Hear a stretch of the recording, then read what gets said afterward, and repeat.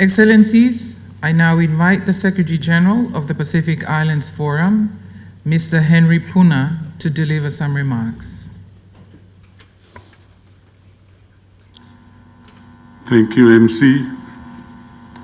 The Honourable Josiah Vorenga Bainimarama, Prime Minister of Fiji and Chair of the Pacific Islands Forum.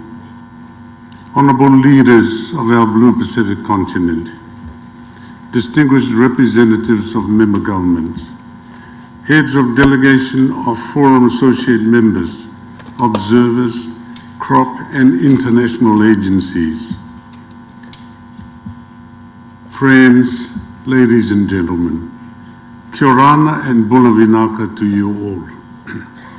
As your Secretary General, please allow me to welcome you to your home, Suva, the regional headquarters of the Pacific Islands Forum, and for a number of our crop agencies. And let me express how wonderful it is that we are able to gather in person under the banner of the Forum for the first time since 2019. While we've had our share of virtual meetings, there is simply nothing like coming together face to face to forge and affirm our bonds and affiliations with one another. And so may I say, after almost 3 years apart, this meeting gives us cause for great celebration. May I thank the Forum Chair for welcoming leaders and our wider Forum family and setting the scene for our 51st Forum and related meetings. As the Chair mentioned, this is no ordinary forum.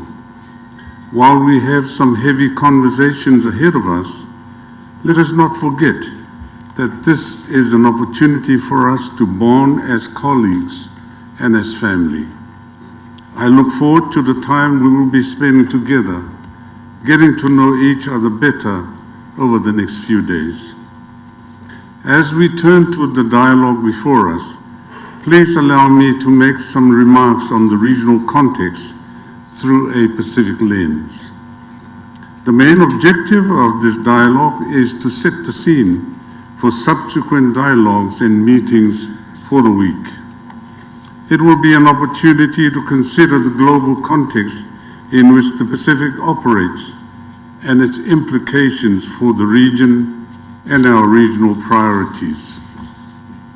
Excellencies, as we all know, our region continues to face enduring and endemic challenges and vulnerabilities that have in many instances been significantly exacerbated by climate change and COVID-19.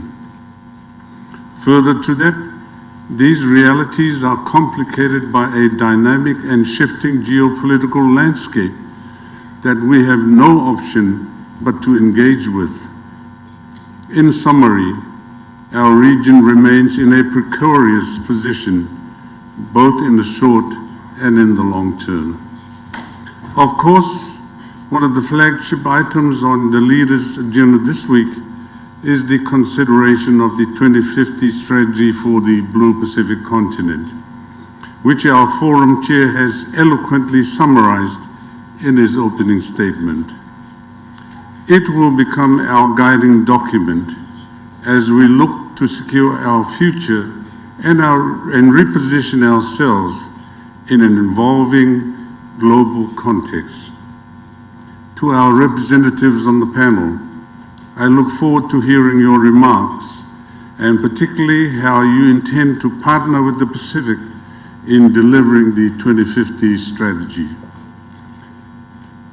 While leaders will consider the final document in 2 days' time, I encourage you to work with us as we plan to implement the necessary structures to fulfill our goals and milestones over the next 3 decades. Excellencies, leaders, as I bring my remarks to a close, may I reiterate the wise words of our Forum Chair. We have many strengths and many opportunities as individual countries and as a region. Let us lean on all that binds and cement us and work through the issues that divide us. I am confident and encouraged that we have all arrived in Fiji with high ambitions for this week.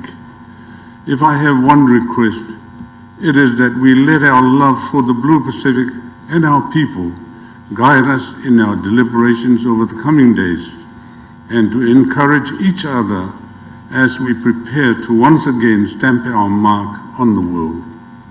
With those brief remarks, I thank you.